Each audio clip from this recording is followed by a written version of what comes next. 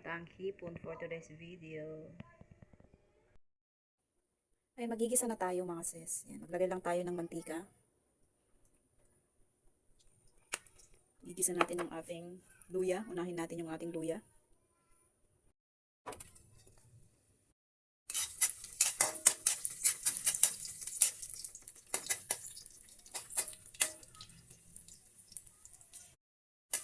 Ayan, gisain natin ng maayos mga sis para lalabas yung kanyang aroma.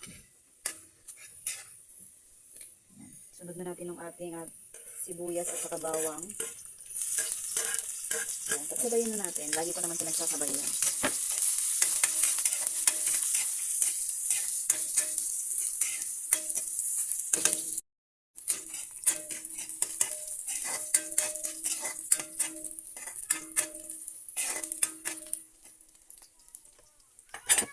Lagay na natin yung ating hipo ay kalabasa.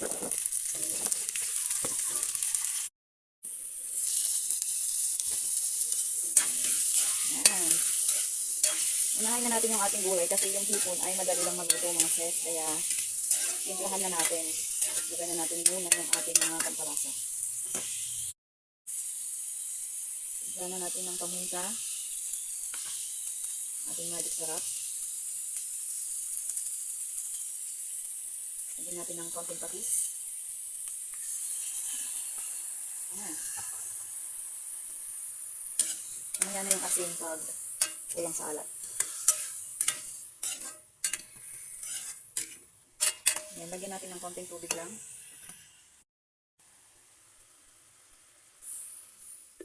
Konti lang mga sis.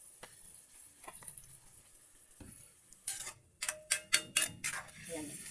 Luto lang natin to ng mga 3 minutes to 5 minutes.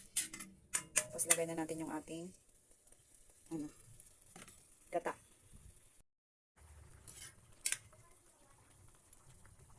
Ayan, lagay na natin yung ating gata mga sis. Ayan. Lagay na natin ng ating shrimp cubes. Yung ating siling haba.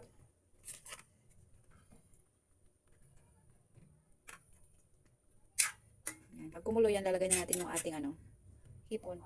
Ayan, kumukulo na.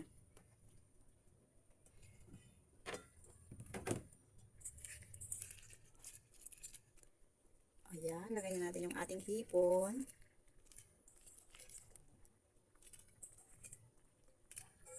Sarap mga sis.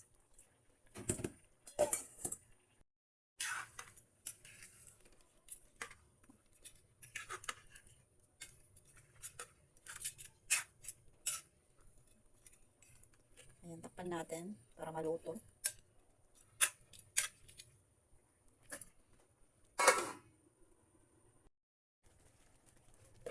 Ayan, ito na ang huli mga sis. Lalagay na natin yung ating pechay.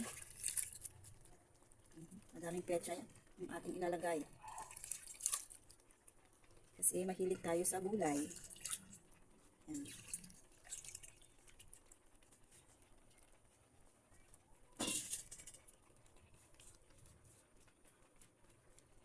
Takpan muna natin.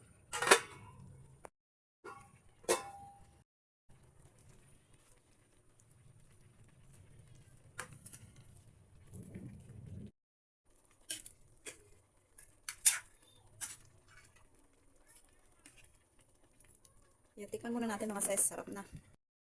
Tikman natin mga sis kung tama lang yung alat. Sarap naman.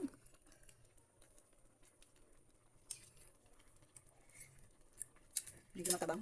Lagyan natin ng konting asin.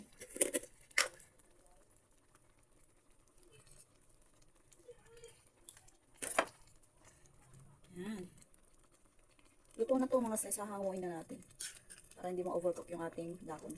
Ang pechay. Luto na din tong ating kalabasa. Let's eat! Yan na. Ginataang hipon for today's video.